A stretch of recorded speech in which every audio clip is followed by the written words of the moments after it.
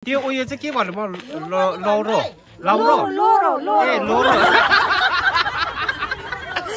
यता चाहिँ कन्या केटी बुलीको लागि अर्को कन्या केटी यस्तो खट्ने सालिएर छ अन्त सेलरोटीको किचनमा चाहिँ वाउ खामरी म नमस्ते भन्न नमस्ते कौन है लोग त्यस्तो पो त इन्ट्रो त अन्त आज चाहिँ बिहाको घरमा कसार बाट्ने दिन हो हैन कसार बाट्ने दिन है भोलि मेन बिहा हो त अब झर्नु पर्ने चाहिँ यो ओह्रालो बस्तीको बाटो यस्तै हो है साली त्यही हो गाउँ बस्तीमा है एक अर्का सघाउनु पर्यो है उता सघाएको छ भने यता पनि आउनुहुन्छ यताबाट सघाएको छ भने उताबाट पनि आउनुहुन्छ त्यही हो आफू पनि निस्केर हिँड्नु पर्यो होइन कोठामा थुनेर चाहिँ बस्नु भएन गाउँ ठाउँमा बसेपछि कसले चाहिँ है त्यसो भन्नु हुँदैन है मार्छ है सामान आयो खोइ सामान चाहिँ के आयो ल म चाहिँ बिहा नगर्ने हो भाइ यस्तै चिसहरू बोक्नुपर्छ अन्त नदिउँ भने बिहा नगरेको मैले ए बरु जिन्दगी मुठीमा पनि पर्छ त्यही ठिक हो जिन्दगी मुठीमा यस्तो बोकाइ हुन्छ अन्त यी बोकाइ छ डरो अब खतरा छ बोकाइ न त यो अनि त बोकाइ त खास चिज चाहिँ यो है भाइ यो अनि खास यो छैन भने त केही छैन नि फेरि र अब यो चाहिँ उसार्नु पर्ने छ तल बिहा गर्नु पुऱ्याउनु पर्ने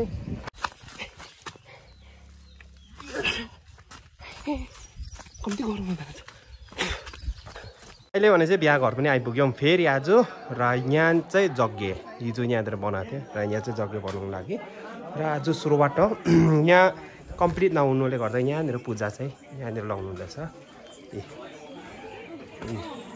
बेहुलीको दाजु यहाँ चाहिँ के बनिँदैछ हौ भाउजू के बनिँदैछ आमा माइजू भाउजू के बनाउनु भएको त्यसमा के बनाउँदैछ कटिङमा पो रहेछ ए टपारा देखाउनुहोस् न टपारा दामी बुनिँदो रहेछ दामी के को पत्ता पो यो त नेभारा बरको पत्ता ठुलो बडी हिजो ज्वरो आइरहेको थियो आज कस्तो छ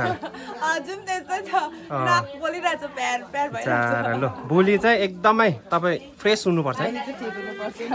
ठुलो बडीमा चाहिँ बेहुलीको के पर्यो भाउजू ठुलो भाउजू यहाँ चाहिँ हाम्रो गाउँको सबै दिदीहरू भाउजूहरू आन्टीहरू आउनु भएको छन् कोही यहाँ दाल केलाउनु हुँदैछ भोलिको लागि कोही टपरा राख्नु हुँदैछ कोही प्याज टमेटो केलाउनु हुँदैछ उपर सबै आफ्नो आफ्नो ड्युटी म खान्छु ल चिया ल हो साली आइपुगेछ त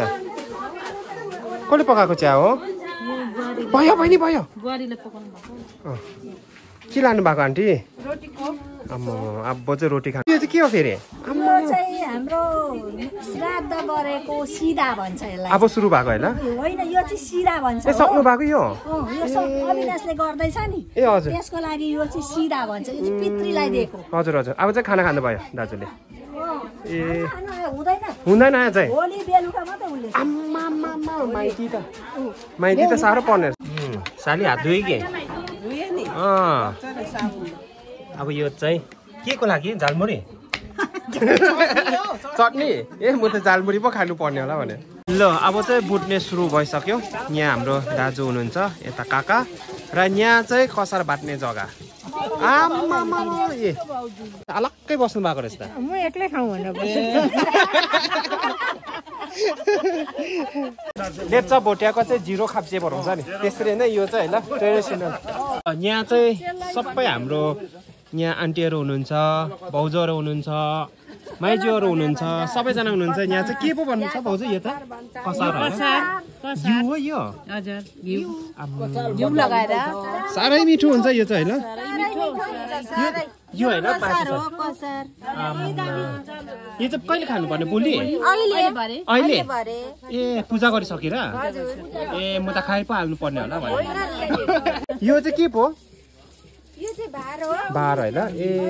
ठेकी होइन यो चाहिँ दहीको ठेकी आम्मामा वाउ साह्रै दामी रहेछ अब यो चाहिँ परै पूजा गरिसकेर खानुपर्ने रहेछ अहिले चाहिँ खानु हुँदैन ए के हाल्नुभयो भन्नुभयो नरिवल तिल गुड त्यो उयो चाहिँ के भन्नुभयो लौरो ए लोरो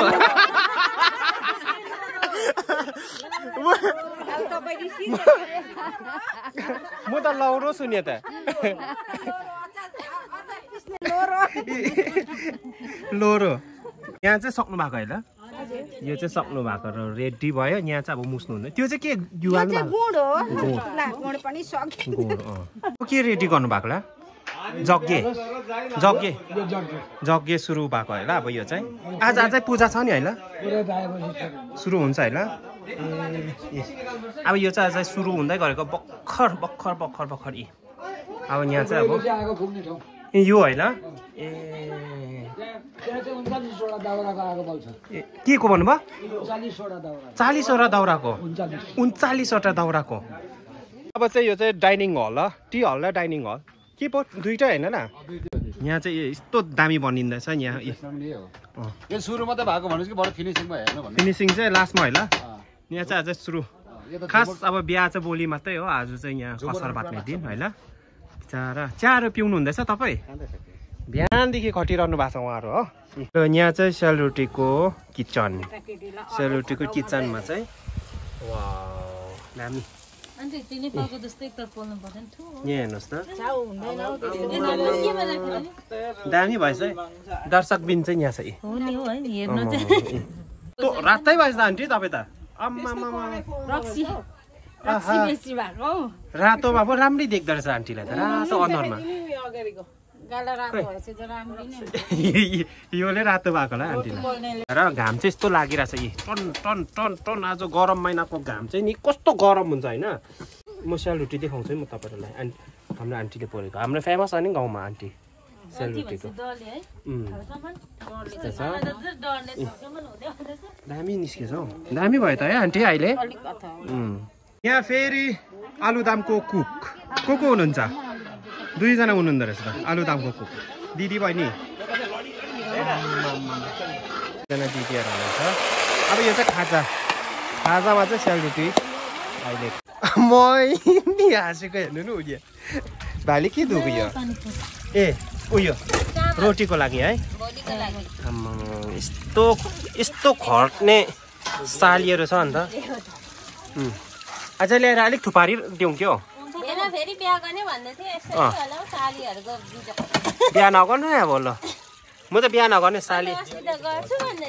म बिहा गरेँ त फेरि सालीहरूले साह्रै बिजोक हुँदो रहेछ गाउँठाउँमा बिहा कार्य जहाँ पनि सघाउनु पर्ने तरिका यो हो यसरी सघाउनु पर्छ होइन है बहिनी नानी खाजा खायो यस्तो हो हामी चाहिँ गरौँ काम गर्नुपर्छ हल्का काम यसरी सालीहरूले गर्छ यो हल्का काम हो कि गरौँ काम हो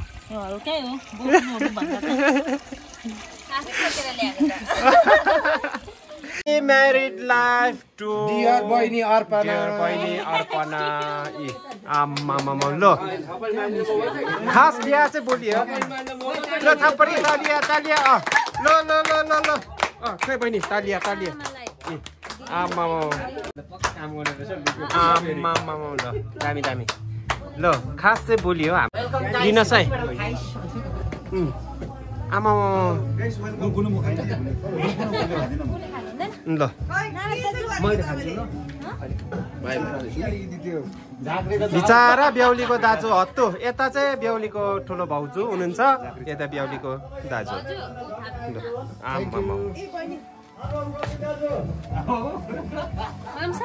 खासै बेहु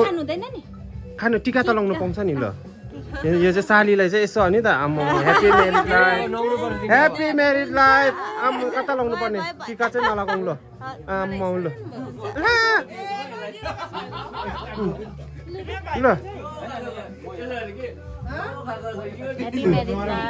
ल कन्या केटीलाई पनि लगाइदिउँ न ल यता चाहिँ कन्या केटी बुलीको लागि ल यता अर्को कन्या केटी मलाई हुँदैन अर्को कन्या केटीलाई कन्या केटी happy married life happy married life ल सालीले खुवाएको है ल अन्तिमको समयमा अब यो चाहिँ र अहिले चाहिँ सबैजना इन्जोय गर्नु हुँदैछ दिनभरि खटिनु भएको छ सबैजना र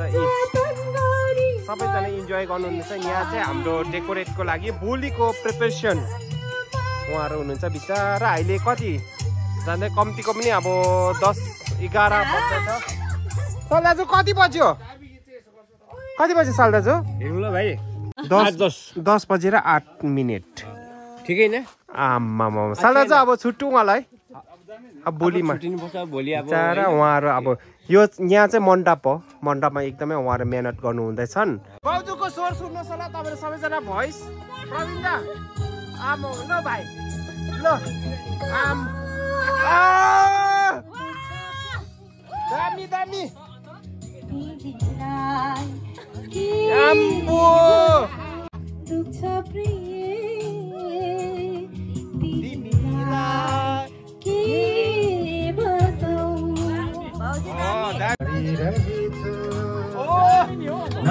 नसामा रगत निक्लिसक्यो साह्रै टाढा भयो तिमी मदेखि भेट हाम्रो नहुने हो कि नहुने हो कि दुख्छ प्रिय